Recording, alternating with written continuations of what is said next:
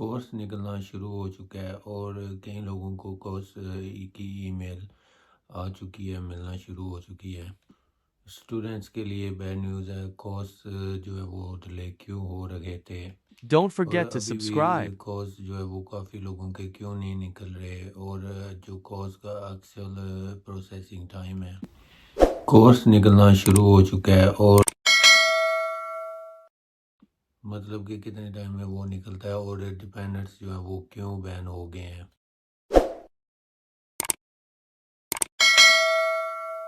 आपके जो cause letter हैं, आपके वीज़ा जो हैं वो क्यों नहीं इशू हो रहे थे।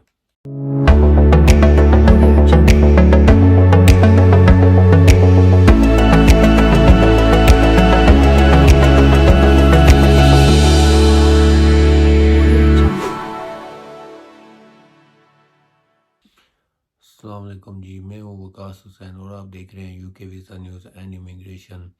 तो आज की जो वीडियो है ये बहुत ही इंफॉर्मेटिव वीडियो है आप सबके लिए जो लोग यूके में स्टडी करने के लिए आ रहे हैं। तो इसके अलावा जो कॉज लेटर होते हैं, इसका जो प्रोसेसिंग टाइम होता है, एक्चुअली ये कितना टाइम लगता है, इसके हवाले से मैं आपको बताने जा रहा हूँ जो इसका मैक्सिमम टाइम होता है और ये आपको कब मिलने जा रहा है।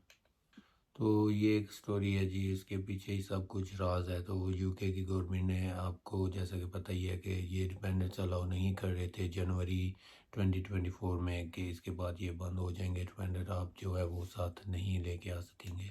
तो ये डिले क्यों हो रहा था वीज़ा आपका और कॉज लेटर जो है था आपको नहीं मिल रहे थे, इसके पीछे क्या ऐसी चीज़ें थी जो आज मैं आपको बताने जा रहा हूँ। तो इसमें मैं कुछ ऐसी टिप्स आपको बता चुका हूँ और अभी बताने जा रहा हूँ कि जब आप वीज़ा अप्लाई करेंगे आपने कैसे करना है। तो जो टिप्स एंड ट्रिक्स होते हैं ना, ये आपको जब आप वीज़ा अप्लाई करते हैं ना तो आपके काम आएंगे जब आप अप्लीमेंट करने जा रहे हैं वीज़ा। लेकिन वीडियो आपने पूरी देखनी है, वीडियो स्किप नहीं करनी है। अगर स्किप कर देंगे तो आपका वीडियो देखने का कोई फ़ायदा नहीं होगा। अपनी वीडियो जो है ना वो पूरी ज़रूर देखनी है, तब आपको समझ आएगी। तो पहले जी बात करते हैं वीडियो में, जो पाकिस्तान में एक कंसल्टेंट है, ठीक है, जो बंदा वीज़े लगवा के दे रहा था स्टडी वीज़ा वालों के, मतलब स्टूडेंट्स के। तो यूके का जो स्टडी वीज़ा होता है, ठीक है, तो उसमें ये था कि वो वीज़े जेन्युइन लगा के दे रहा था। उसमें लड़के भी और लड़कियां भी दोनों उसके पास जाते थे वीज़ा लगवाने के लिए। तो ये था कि वो यूके में आते थे फिर और यहाँ पे आके स्टडी भी करते थे और जो लड़कियां वगैरह आई हैं तो उनके पास जो डॉक्यूमेंट्स उनके होते थे वो उसके पास थे और काफ़ी ज़्यादा जो लड़कियां हैं उनके जो डॉक्यूमेंट्स थे। तो इस तरह के हवाले से जो पूरा रिकॉर्ड होता है, लड़कियां होगी लड़के होंगे तो ज़्यादा बेसिकली जो वो कंसल्टेंट है ना उस उनके पास पूरा रिकॉर्ड होता है। जो भी उनके थ्रू क्लाइंट्स यूके में वीज़ा लेके आते हैं, जो वीज़ा वो अप्लाई करवा के देते हैं आपको, तो उनके पास आपका पूरा रिकॉर्ड चला जाता है। तो उसी कंसल्टेंट के पास अभी और भी लोग बहुत ज़्यादा आना शुरू हो गए थे, जैसा कि स्टडी वीज़ा के अलावा मतलब ये कि लोगों के पास पैसा तो बहुत था लेकिन तालीम नहीं थी।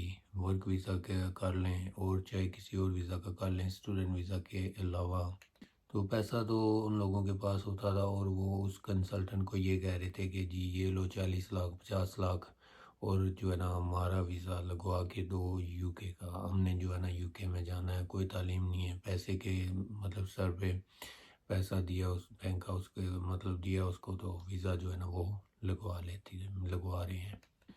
तो ये बात अब आपके लिए समझने वाली है कि जो बंदा इस तरह पैसे लेके वो वीज़ा लगवा के दे रहा था, क्योंकि उनके पास तो कोई स्किल था ही नहीं, काम तो आता नहीं है, पैसा है तो पैसे के थ्रू बस जी हमें जो यूके के वीज़े खुले हुए हैं तो हमें जो है ना यूके का वीज़ा लगवा के दो। तो वो बंदा क्या करता था, ये बात समझने के लिए आपके लिए कि वो डिपेंडेंट वीज़ा जो थे ना, मतलब जो पार्टनर साथ लेके आ सकते हैं, वो कंसल्टेंट जो है उसने ये तरीका शुरू कर दिया था कि कंसल्टेंट ने कि जो बंदा इस तरह आया उसको कोई स्किल वगैरह नहीं है, कि अगर स्किल हो तो फिर तो वो वर्क परमिट पे आ जाए। जो लोग पैसे वाले थे, मतलब कोई स्किल नहीं था, तो उन्होंने इस तरह के काम जो है ना वीज़ा लेना शुरू कर दिए थे। तो इसमें ये होता है ना कि जो लोग पैसा दे के काम करवाते हैं, या तो बल्कि उनकी जो होती है स्किल वगैरह काम वगैरह नहीं होता, और उसके अलावा वो इतना नहीं पढ़े लिखे होते जो कि वो स्टडी वगैरह कर सकें, इंग्लिश कोर्स वगैरह कर सकें, तो वो सिर्फ पैसा दे के यूके में आना चाहते हैं। तो इसमें लाखों की तादाद, बल्कि लाखों भी नहीं, इससे भी ज़्यादा की तादाद में लोग हैं जो यूके में आना चाहते हैं। सिर्फ पाकिस्तान की कंट्री से और कंट्रीज़ मिलाओ तो वो बहुत ज़्यादा कंट्री बंदे बनते हैं। तो लाखों से भी ज़्यादा तादाद में जो है वो पाकिस्तान में है, वो जो कह रहे हैं जी हमें यूके में आना है। तो लोग तो यही कह रहे हैं जी हमसे कोई 50 लाख भी ले ले, 1 करोड़ भी ले ले, तो हम जो है ना बस एक दफ़ा यूके में हमें जाना है, बॉर्डर क्रॉस करने दो, हमें वीज़ा लेके दो, तो हमने जो है ना यूके में जाना है एक दफ़ा, जितना मर्ज़ी पैसा लग जाए। तो बात मैं आपको कर रहा था पहले कि जी डिपेंडेंट वीज़े वो कंसल्टेंट लगवा रहा था, जैसे कि यूनी की लड़कियां जो आती हैं जी हमें स्टडी वीज़ा की जो है ना वीज़ा लगवा के दें कंसल्टेंट के पास। तो वो कंसल्टेंट आगे ये काम करना उसने शुरू कर दिया था। इसी तरह जो लोग पैसे वाले थे जो पैसा दे के वीज़ा लगवा रहे हैं, तो वो उसने ये काम शुरू कर दिया था कि डिपेंडेंट वीज़ा लगवाना शुरू कर दिया था साथ। तो ये एक बेसिकली फेक काम था, ठीक है। जो लड़कियां यूके में स्टूडेंट वीज़ा के ऊपर आना चाह रही हैं और जो आई हैं ऑलरेडी, तो काफ़ी ज़्यादा उस बंदे ने फ्रॉड किया है। फेक मतलब मैरिज सर्टिफिकेट लगा के साथ लगाया, फ़ाइल तैयार कर ली। जो बंदा पैसे दे रहा है उसकी फ़ाइल तैयार करके ये किसी भी मतलब कोई लड़की जो सिस्टर बहन है जो यूके में आई हैं मतलब स्टडी वीज़ा के ऊपर, तो वो उन लोगों की फ़ाइल जो होती है वो फेक मैरिज सर्टिफिकेट वगैरह लगा के तो उनको साथ अटैच करके तो यूके में बेच रहा था। हालांकि यहाँ तक भी उस बंदे ने किए हैं जो शादी की तस्वीरें होती हैं जैसा कि, तो वो तस्वीरें इन्होंने जनाब एडिट करवा के एक साथ लगाई हैं, ठीक है, लड़की की और लड़के की। ये जो कंसल्टेंट है उसका नाम नहीं मैं लेना चाह रहा हूँ, लेकिन उसने इतना घटिया काम किया है कि इसकी वजह से बाकी के जो लोग हैं ना कंसल्टेंट हैं जो, उनका नाम भी बदनाम कर दिया है। तो इस बंदे ने जनाब फेक तस्वीर जो मतलब साथ जोड़ी हैं एक लड़की की और दूसरा जो डिपेंडेंट है मतलब बना के उसको भेज दिया यूके में। तो वो फेक टोटली उसके जो डॉक्यूमेंट्स थे वो अटैच किए, मैरिज सर्टिफिकेट होता है जो वो भी फेक है, और उसके अलावा फ़ोटो वगैरह जो रिलेशनशिप का प्रूफ होता है वो भी, हालांकि इन्होंने सब कुछ जो है ना फेक लगा के तो वीज़ा जो है ना लगवा के दे रहा था ये बंदा। तो मतलब ये है कि जब वीज़ा अप्लाई करता था तो वो जो स्टूडेंट सिस्टर आई हैं मतलब आ रही थी आई हैं डिपेंडेंट वीज़ा के ऊपर आ गई हैं, वीज़ा उनका जो है डिपेंडेंट हो गया है, तो वो फेक मतलब डॉक्यूमेंट्स लगा के अप्लाई करता था। वो इस काम में गुरु होते हैं, ठीक है, पाकिस्तान में। तो उस बंदे ने जनाब फेक डॉक्यूमेंट्स लगवा के कि ये जी पार्टनर है इसका, तो ये जनाब जा रहे हैं यूके में, ये इनकी फुल रिलेशनशिप है, ये इनके पेपर डॉक्यूमेंट्स हैं, पूरी फाइल जो होती है ना वो फेक तैयार करके तो वीज़ा लगवा रहा था। काफ़ी ज़्यादा ये काम उसने किया है। तो अभी मैं आपको बताता हूँ कि उसके पास एक ऐसा बंदा गया है जो पढ़ा लिखा नहीं था, ठीक है, इतना नहीं पता कि मैं डिपेंडेंट वीज़े के जा रहा हूँ या किसी और वीज़े के ऊपर जा रहा हूँ। उसको सिर्फ ये था जी मैं डंकी वगैरह लगा के नहीं जा रहा हूँ यूके में, तो ये बंदा मेरा वीज़ा लगवा के देगा। तो उसने बोला जी मैं वीज़ा लगवा के दूंगा, पैसे इतने लूँगा।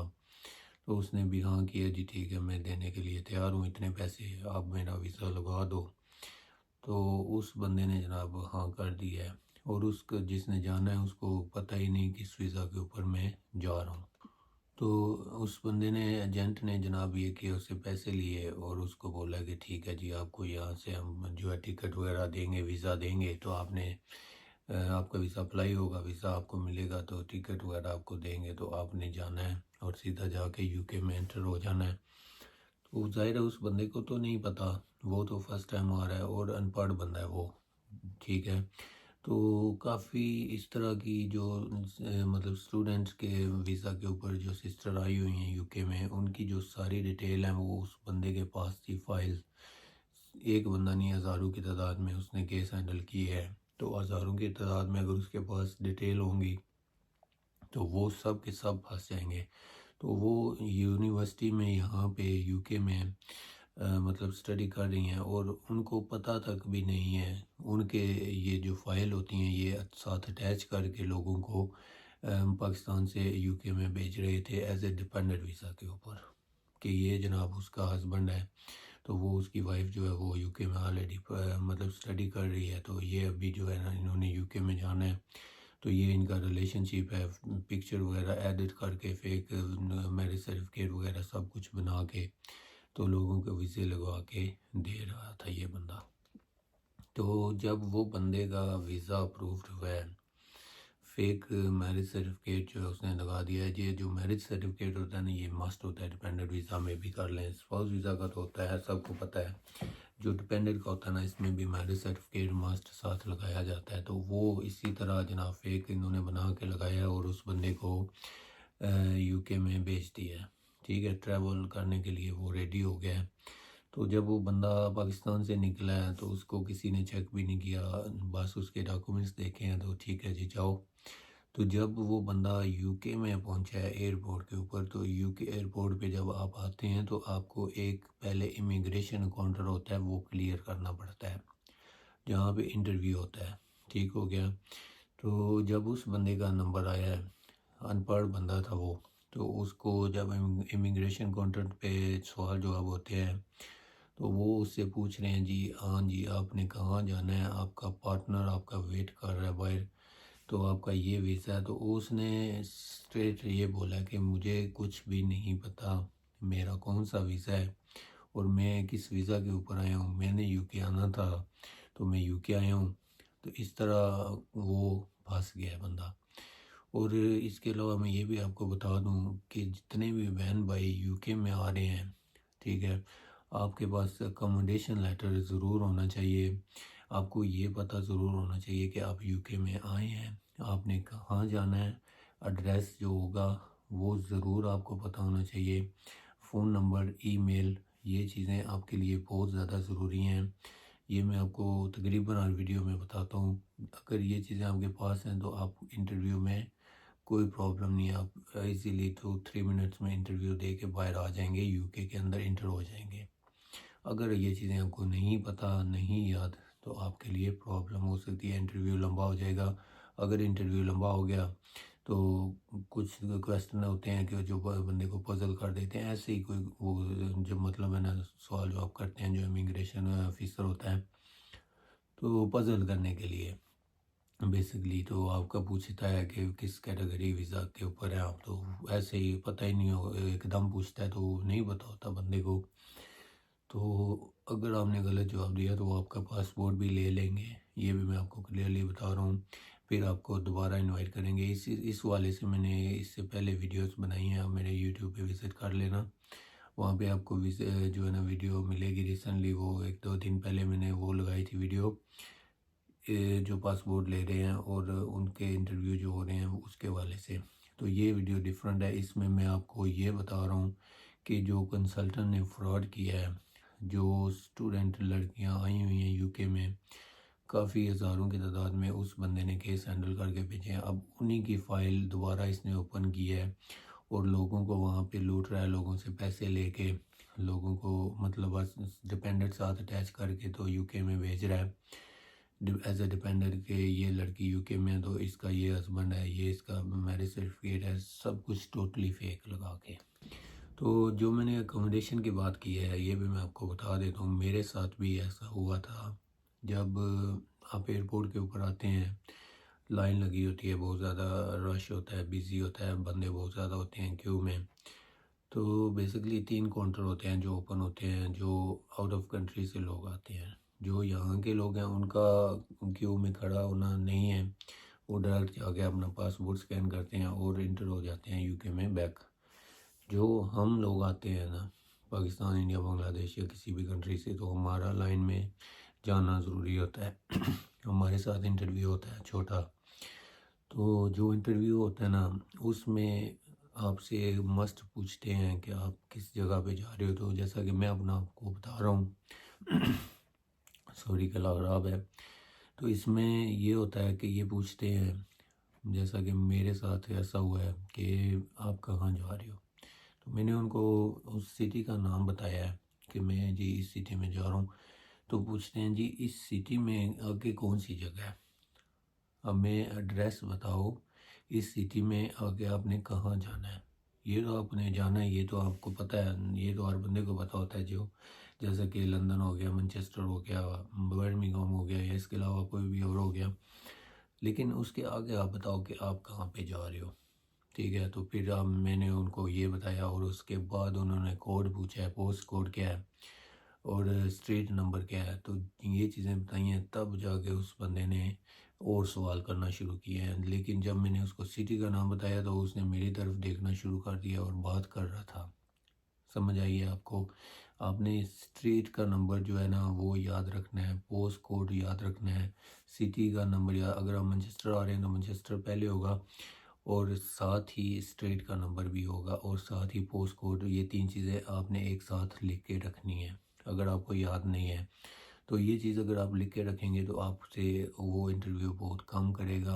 आपको पूछेगा आप कहाँ जा रहे हैं, तो आपने उसको बताना है। अगर मैनचेस्टर है तो मैनचेस्टर सिटी का नाम भी साथ और पोस्ट कोड भी एक दफ़ा में ही बता दें आप, तो वो ये समझेगा कि ये बंदा जेन्युइन है, ज़्यादा क्वेश्चन आपसे नहीं करेगा। ये मैं आपको क्लियरली बता रहा हूँ। तो ये भी आपसे पूछते हैं कि आपकी फैमिली आपको पिक करने के लिए बाहर आई हुई है।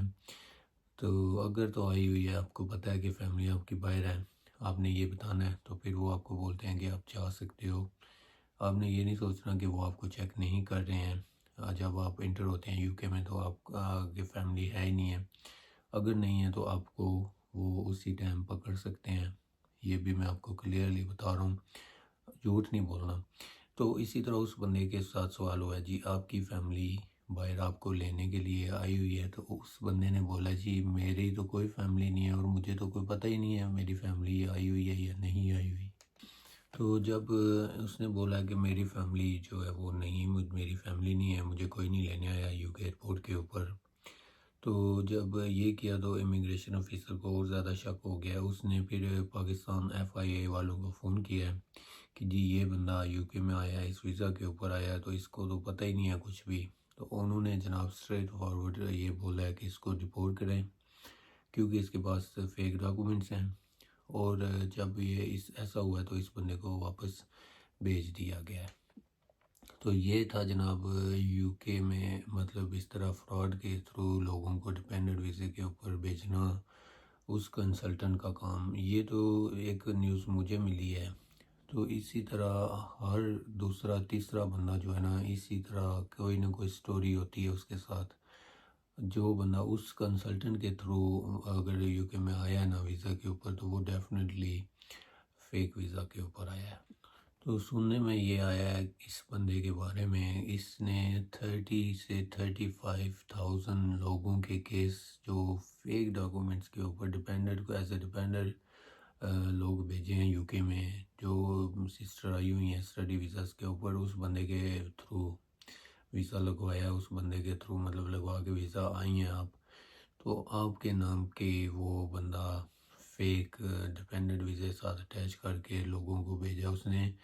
30,000 से लेके 35,000 लोगों को। तो आप ये देख सकते हैं बहुत ज़्यादा लोग बनते हैं। तो ये तो स्टोरी एक मुझे पता चली है, इसके अलावा क्या पता कितने हज़ारों लोगों को पता हो उसकी। डिफरेंट जो मतलब लोग आए हैं डिफरेंट वीज़ा के साथ, कितने ज़्यादा डिपोर्ट हुए हैं और कितने ज़्यादा यूके में इंटर हो चुके हैं। तो ये बेसिकली इसी वजह से बंद हुआ है। जो स्टडी वीज़ा है, स्टडी वीज़ा बेसिकली एक बंदा ही आता है पढ़ने के लिए, और साथ इसमें 3-4 बंदे आते थे।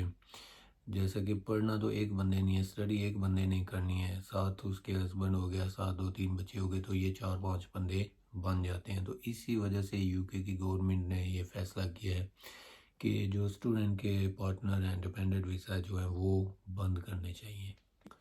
तो इसके अलावा और भी काफ़ी ज़्यादा इसी तरह के हवाले से उनको पता चला होगा। आई थिंक 100% ऐसा ही हुआ है, जिसकी वजह से यूके की गवर्नमेंट ने डिसीजन बनाया है, डिसीजन ले लिया है कि स्टूडेंट के जो पार्टनर हैं डिपेंडेंट हैं ये यूके में अब नहीं आएंगे, ये इन्होंने बंद किया है। तो इसी वजह से 24 जनवरी के बाद स्टूडेंट जो हैं वो अपने पार्टनर नहीं लेके आ सकते, ग्रेजुएट स्टडी पे आए हैं जो, और जो पीएचडी वगैरह की हुई है, जो मतलब काफ़ी ज़्यादा पढ़े हुए हैं, ठीक है, और उनका मैं अभी बताऊंगा तो वीडियो बहुत लंबी हो जाएगी, शॉर्ट में आपको बता देता हूँ। जो मतलब काफ़ी ज़्यादा पढ़े लिखे हैं भाई बहन, वो इस वीज़ा के ऊपर आ सकते हैं अपने डिपेंडेंट को साथ लेकर। जैसा कि रिसर्च बेस के ऊपर डिग्री आप कर रहे हैं तो आप बिल्कुल अपने हस्बैंड या अपनी वाइफ और बच्चों को बिल्कुल यूके में लेके आ सकेंगे। तो जो दूसरी न्यूज़ है वो स्टूडेंट के वाले से है वो भी। तो वो ये है कि जो जैसा कि यूके की इमिग्रेशन ने ये सोच लिया है कि जो लोग स्टूडेंट वीज़ा के ऊपर आ रहे हैं, जो उनके इंटरव्यू है वो अब खोल दिए जाएं, और उनका जब ये आएंगे एयरपोर्ट के ऊपर और उनसे जो एयरपोर्ट पे आके क्वेश्चन वगैरह होंगे, इंटरव्यू लिए जाएंगे, ये इंटरव्यू लेने जाएंगे प्रॉपर डिटेल के साथ। तो जितने भी स्टूडेंट बहन भाई आप देख रहे हैं, आपने अपना जो इंटरव्यू है वो अपना ठीक से कर लेना है। कि सुनने में आ रहा है कि ये अभी जो है ना यूके एयरपोर्ट के ऊपर भी आपका इंटरव्यू दोबारा से किया करेंगे। तो जो आपने इंटरव्यू पहले आपको इनको दिया है, ठीक है, कॉल के ऊपर दिया है या जिस तरह भी लाइव दिया है, तो अभी आपने सेकंड इंटरव्यू अगर देना है अपने यूके एयरपोर्ट के ऊपर, ये जारी हो जाएगा इनका भी ये सिस्टम जो इन्होंने ऐलान कर दिया है। तो आपको इंटरव्यू का सारी डिटेल्स पता होनी चाहिए, क्योंकि अगर आप मतलब इसमें कर दिया कोई भी मिस्टेक तो आपके लिए प्रॉब्लम है, आपको वापस बैक होम कंट्री में भेज दिया जाएगा। अल्लाह ना करे किसी के साथ ऐसा हो, लेकिन आपको मैं ये अलर्ट कर रहा हूँ कि आपको अलर्ट रहना पड़ेगा कि अगर आप यूके में आ रहे हैं तो इंटरव्यू आपके जो हैं वो आपको पता होने चाहिए, आपने क्या आंसर एंड क्वेश्चन करने हैं। मतलब ये स्टूडेंट का जैसा कि आपका यूनिवर्सिटी के साथ इंटरव्यू होता है, इसी तरह इंटरव्यू आपका एम्बेसी के साथ भी हुआ करेगा।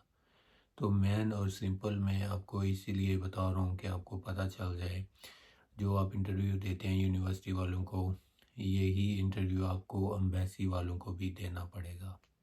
तो ये जनाब आपने याद रखनी है बात, जब आपका इंटरव्यू होता है आपको बताते हैं, डेट भी बताते हैं, टाइम भी बताते हैं, तो आपने मिस्टेक नहीं करनी, बेगौरी नहीं करनी कि जी मेरा इंटरव्यू है तो कोई बात नहीं फिर इंटरव्यू दे लूँगा, या बिज़ी हो आप किसी काम में तो आप इंटरव्यू नहीं देना चाहते हो, ये नहीं सोचना। जब आपका इंटरव्यू इन्होंने रख दिया है आपने इंटरव्यू के लिए रेडी रहना है। आपका इंटरनेट जो है वो सही होना चाहिए, जहाँ पे आप उनसे बात करेंगे और उनको समझ आएगी। तो ये सारी चीज़ें हैं ना, ये आपके लिए बहुत ज़्यादा ज़रूरी पॉइंट्स हैं। जितने भी बहन भाई ये वीडियो देख रहे हैं, स्टडी वीज़ा के ऊपर आना चाहते हैं, तो जो उनके इंटरव्यू होते हैं वो इंटरव्यू आपने मिस नहीं करने, मिस कर दिए तो आपका काम ख़त्म। तो इसका ये है बेसिकली तरीका, आपने गूगल पे जाके भी सर्च करना है, यूट्यूब पे भी होगा, काफ़ी वीडियोस लोगों ने डाली हुई हैं इंटरव्यू के बारे में, जो आंसर एंड क्वेश्चन होते हैं। एक वीडियो मैंने भी डाली है आई थिंक, तो आपने विज़िट करना मेरे यूट्यूब पे, वो वीडियो आपको मिल जाएगी, लास्ट वीक में है आई थिंक। तो बेसिकली ये जो क्वेश्चन एंड आंसर होंगे ये आपने ज़रूर बिल्कुल रिलैक्स होके उनसे बात करनी है, और जो बात करनी है वो जेन्युइन करनी है, गलत नहीं करनी, अपने पास से नहीं करनी। और यही इंटरव्यू जब आपका यूनिवर्सिटी से क्लियर होके एम्बेसी वालों के पास आएगा, एम्बेसी वालों ने आपसे इंटरव्यू करना है, तो उनके पास ऑलरेडी ये इंटरव्यू की डिटेल होगी जो आपने बातें की हैं। तो जब एम्बेसी वाले इंटरव्यू आपका लेंगे तो आपने यही बातें उनको भी बतानी है। अगर एम्बेसी वालों से आपने डिफरेंट बातें कर दी या आपने कोई मिस्टेक कर दी तो आपका वीज़ा स्ट्रेट वे रिजेक्ट हो जाएगा। तो एक और टिप्स जो है ना वो मैं आपको बताने जा रहा हूँ स्टूडेंट के वाले से। जो लोग स्टूडेंट वीज़ा पे फ़ी पे करते हैं तो वो आपको मैक्सिमम पे जो है ना वो पे करनी चाहिए। अगर आप मैक्सिमम पे करेंगे तो आपके वीज़ा चांसेस ज़्यादा बढ़ जाते हैं वीज़ा होने के। तो वीज़ा डिले या रिजेक्ट होने के चांसेस तब होते हैं जब आप फीस जो होती है वो मैक्सिमम पे नहीं करते। तो जो इमिग्रेशन ऑफिसर होता है यूके होम ऑफिस का, तो वो जब ये चीज़ देखता है ना कि आपने फ़ीस वगैरह मैक्सिमम पे कर दी है, तो उसको 100% यकीन होगा कि आपने यूके में स्टडी करने के लिए आना है। तो वो आपका वीज़ा जो है ना वो बहुत जल्दी आपको मिलेगा। अगर आप फ़ीस ही नहीं पे कर रहे हैं मैक्सिमम जो उनकी रिक्वायरमेंट है, तो फिर वो उनके मतलब दिमाग में 100 क्वेश्चन आते हैं कि ये बंदा क्या स्टडी करने आ रहा है या कि ही काम करने आ रहा है। और दूसरा ये है कि आपका जो सेल्फ रिस्पॉन्स होता है, एक्सपेंस होता है, ये आपका होना चाहिए, अच्छा होना चाहिए कि आप यूके में आके अपना जो खर्चा करेंगे अपने ऊपर, तो ये भी होना चाहिए और अच्छा होना चाहिए। इसके अलावा बैंक स्टेटमेंट वगैरह भी अच्छी होनी चाहिए, मतलब ये नहीं कि बहुत कम हो। तो ये चीज़ें अगर आपकी सही हुई ना, तो यूके का जो इमिग्रेशन ऑफिसर होगा जो आपका केस हैंडल कर रहा होता है, आपकी फ़ाइल चेक कर रहा होता है, तो इम्पैक्ट होता है, वो इम्पैक्ट डालता है उस पर, तो वो चांसेस ज़्यादा बढ़ जाते हैं वीज़ा अप्रूव्ड होने के जल्दी। तो इसमें एक ये भी है स्टूडेंट में कि आपका जो फ़ंड होता है वो कुछ अमाउंट होती हैं जो आपने अकाउंट में रखनी होती है, जो शो की होती हैं आपने। तो वो अमाउंट आपने जब तक आप यूके में लैंड ना करें, यूके में इंटर ना हो, तब तक आप वो अमाउंट ना निकाला करें। वो अमाउंट जो है अपने अकाउंट में रखा करें, क्योंकि एयरपोर्ट के ऊपर भी जब आपसे मतलब इंटरव्यू होता है वो चेक करते हैं, पूछते हैं आपसे, तो आपको अगर आपके अकाउंट में है तो आप इजीली उनको बता सकते हैं जी मेरे मतलब ये अकाउंट, तो इसमें मैं अपना जो फ़ंड है वो मैंने रखा हुआ है जो मैं यहाँ पे आके स्पेंड करूँगा। तो अब बात करते हैं जनाब कॉज लेटर की। कॉज लेटर का जो मैक्सिमम टाइम है वो कितना होता है, आपको स्क्रीन के ऊपर भी नज़र आ रहा होगा। तो जो कॉज का मैक्सिमम टाइम है ना वो 1 वर्किंग डे है। तो ये जनाब बेसिकली 1 वर्किंग डे में होता है। जो आपका एम्प्लॉयर होता है वो अप्लाई करता है थ्रू एसएमएस के। तो इसका मतलब यही है कि स्पॉन्सर मैनेजमेंट सिस्टम, तो ये इनका एक सिस्टम ऐसा बना हुआ है। तो ये जो कंपनियां यूके में होती हैं ना, इनको लाइसेंस मिलता है, तो ये एक ऐसा सिस्टम बना होता है एक, उसमें एसएमएस के थ्रू जो मतलब कि अप्लाई करेंगे अगर आप कॉज के लिए आप कर सकते हैं। लेकिन ये नहीं है कि वो एक दिन ही लगेगा, ये डिपेंड करता है आपके केस के ऊपर भी।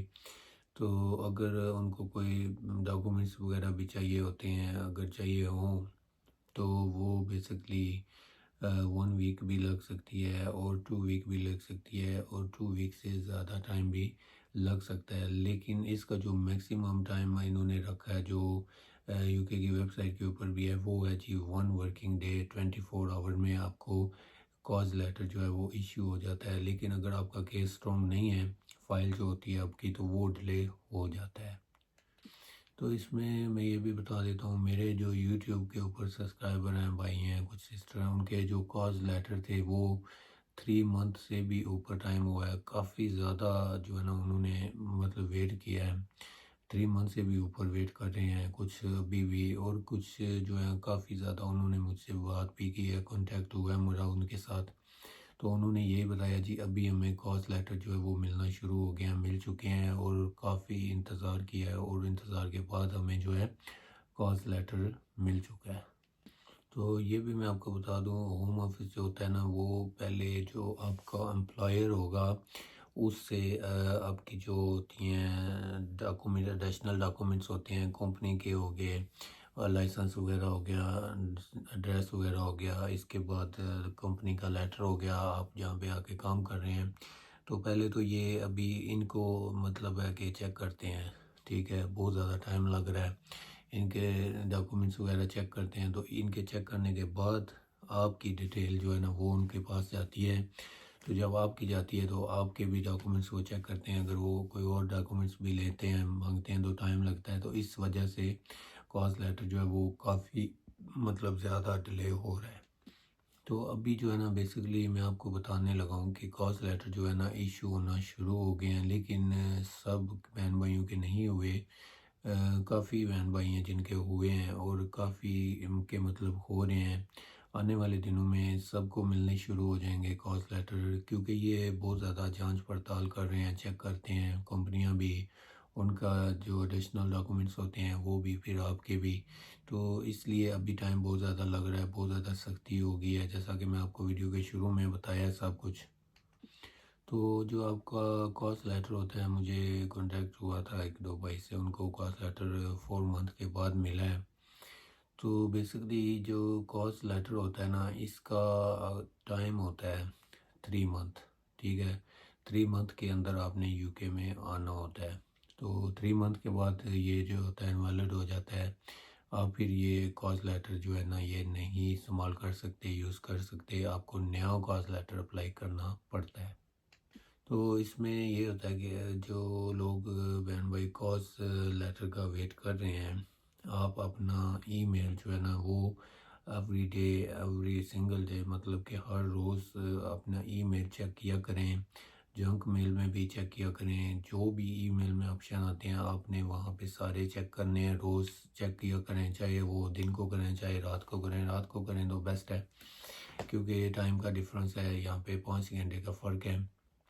तो आपको चाहिए कि एवरी डे मतलब शाम के टाइम जो है ना अपना ईमेल ज़रूर चेक किया करें, चाहे दिन के टाइम भी कर लें, 2 दफ़ा करें, 3 दफ़ा चेक करें, लेकिन ज़रूर करें, क्योंकि अभी काफ़ी लोगों को कॉल्स जो है ना वो मिलना शुरू हो गए हैं। तो ये है कि जो एंड्रॉयड फ़ोन वाले हैं उनको स्पैम में ईमेल भी आ सकती है, आप स्पैम में भी ज़रूर चेक किया करें ईमेल। तो ये होता है कि ये एडिशनल डॉक्यूमेंट्स अगर उनको चाहिए होता है कोई, तो आपको ईमेल आई होगी तो आपको पता ही नहीं होगा। ईमेल आपके स्पैम में आई होगी तो आप बोलेंगे जी हमें तो ईमेल का वेट कर रहे हैं, तो हमें तो ईमेल मिली नहीं है। तो मिली होगी, लेकिन वो ईमेल इनबॉक्स में नहीं आएगी, वो स्पैम में आ सकती है, या जंक मेल में आ सकती है। तो किसी भी जगह पे अगर आप चेक करेंगे तो वो रोज़ चेक करेंगे, तो आपको अगर आ गई है ईमेल तो वो आपसे पूछ सकते हैं, कोई एडिशनल डॉक्यूमेंट्स भी मांग सकते हैं। तो आपको पता होना चाहिए कि आपको ईमेल आई है, तो वो आपको फ़ौरन जो है ना वो जो रिक्वायरमेंट होगी वो आपने उनको एडिशनल डॉक्यूमेंट्स भेजना है, फ़ौरन आपको फिर कॉस्ट जो है वो इशू हो जाएगा।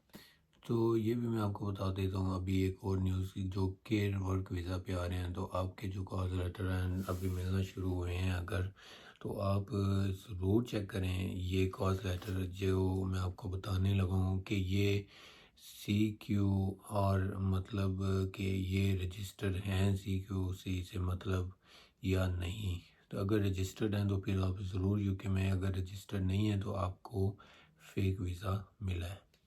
तो बेसिकली अगर आपने यूके के होम वीज़ा के ऊपर आना है तो आपको ज़रूर चेक करना है कि जो आपका केयर वीज़ा, ये जो कंपनी है आपको वीज़ा मिला है, ये CQR से रजिस्टर है या नहीं है। अगर रजिस्टर है तो आपको वीज़ा जो है 100% जेन्युइन है। अगर रजिस्टर नहीं है तो आपका वीज़ा फेक है, या वो कंपनियां बंद हो गई हैं। काफ़ी ज़्यादा जो लोगों को वीज़े इशू हुए हैं, फ्रॉड हुआ है उनके साथ, कंपनियों ने बहुत ज़्यादा फ्रॉड किया है, उनसे पैसे वगैरह भी बहुत ज़्यादा लिए हैं। तो अभी आपने सिक्योर से अगर रजिस्टर्ड हैं आपके वीज़ास चेक करने हैं आपने, वो आपको फ्री वेबसाइट है जो वहाँ पे आप चेक कर सकते हैं कि आपका जो वीज़ा वो जेन्युइन है या नहीं है। तो उम्मीद करता हूँ कि ये वीडियो एंड होने वाली है, अभी आपको वीडियो अच्छी लगेगी, और मुझे आपने कमेंट करके बताना है कि आपने कौन सा वीज़ा अप्लाई किया है, कॉज लेटर आपका अभी तक आपको मिल चुका है या नहीं, कब अप्लाई किया है। और मेरे यूट्यूब पे विज़िट ज़रूर करना, आपको बहुत ज़्यादा काम की इंफॉर्मेशन की मतलब जो वीडियोस हैं यूके वीज़ा के हवाले से वो मिलेंगी। आप मेरे डिस्क्रिप्शन में ज़रूर जाया करें, मैं कुछ बातें यहाँ पे शेयर नहीं करता हूँ, डिस्क्रिप्शन में बता देता हूँ जो आपके काम आ सकती हैं। लिंक कुछ ऐसे डाल देता हूँ जो आपके काम के लिंक होंगे।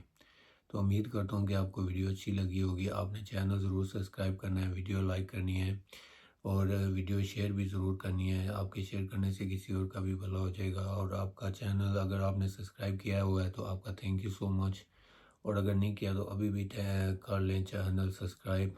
Thank you so much.